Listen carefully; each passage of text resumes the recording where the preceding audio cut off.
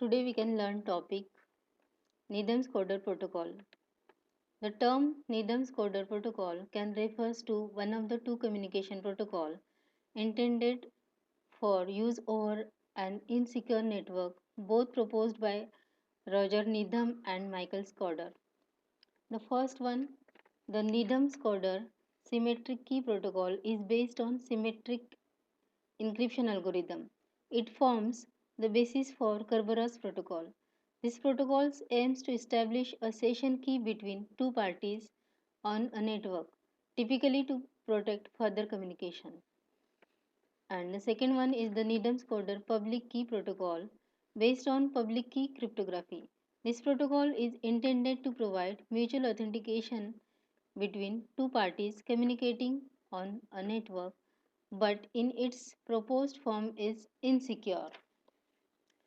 It uses symmetric algorithm encryption to provide confidentiality for communication with involvement of use of trusted key distribution center, that is KDC. Here each group in the network shares a secret key known as master key with KDC. KDC function is to generate limited time keys for a connection between two groups known as session keys. Session keys are protected by master keys during distribution. Now we can understand process of Needham and Scoder using KDC, that is key distribution center. This is the simple understanding process that how connection done with the KDC. Here we can understand two communication parties, namely Alice and Bob. First, Alice wants to send a message to Bob. To do that, Alice must send secret key to KDC to generate session key for Alice. And the next, KDC will also do the same for Bob secret key by generating session keys for him too. Once both Alice and Bob has their session keys and start their communication. Now we can understand the process of Needham and Scoder using KDC. Here I am going to explain the Needham and Scoder using KDC without timestamp. Here we can considering two communication parties, that is Alice and Bob. This process we can understand with the 5 steps. It consists of 5 steps. The step number 1 is Alice sends her identity and Bob's identity with her nonce to KDC. A nonce is an arbitrary number that can be used just once in a cryptographic communication. It is often a random or pseudo-random number issued in an authentication protocol to ensure that old communication cannot be reused in replay attack. Now in the step number 2, KDC then generate a session keys and sends an encrypted session keys to Alice. Here in the step number 2, for encryption of session key, KDC generates session key and encrypt with Alice secret key that can be shown in this rectangular box, that is KS plus KA forms encrypted Alice secret key with session keys. This process also done same for Bob's secret key, that is the KS plus KB forms encrypted Bob's secret key with session key. Now in the step number 3, Alice sends encrypted session key to Bob, where Bob can encrypt it using its own secret key. Step number 4, in the step number 4, when Bob recovers session key, the replay nonce which encrypted with the session key to Alice. And in the step number 5, Alice can confirm Bob's session key and then send back to the fresh message to Bob. Here in this slide, the steps can be elaborated using some notations.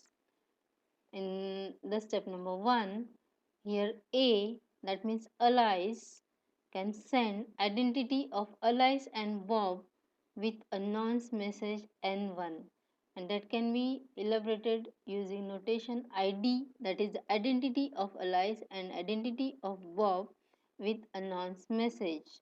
These notations can be shown here, that A for Alice, B for Bob, KDC, that is the key distribution center, ID, that is the identity, N, that is the nonce, K is the secret key, KS is the session key, E is the encrypted, and F is the fresh messages. And in the step number 2, KDC can send encrypted session key and private key with identity of Alice and Bob using nonce to Alice. And here in the step number 3, Alice can send encrypted session key to Bob with Bob's own secret key. And in the step number 4, when Bob recovers a session key, Bob replay another launch with a session key of Alice.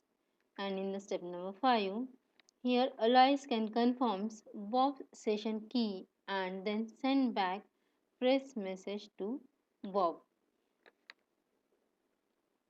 Here the step number 4 in this process, among these processes, the step number 4 and 5 are vulnerable to replay attack.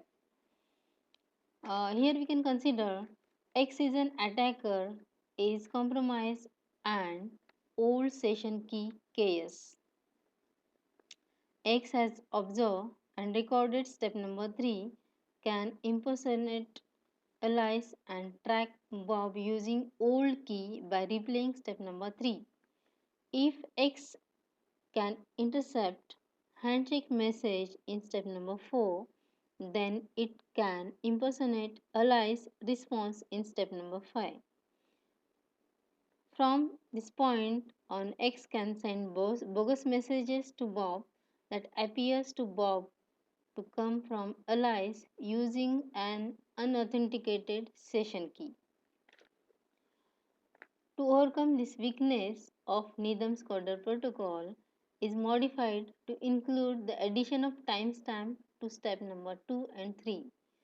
T is a timestamp that assures Alice and Bob that the session key has only just been generated.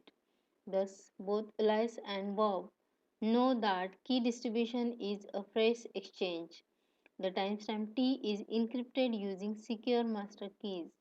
If X, even with knowledge of an old session key, cannot succeed because a replay of step number 3 will be detected by Bob is untimely.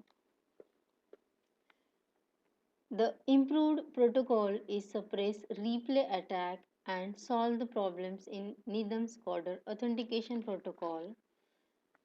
That the improvement can be shown with the timestamp can be added in the step number 2 and step number 3.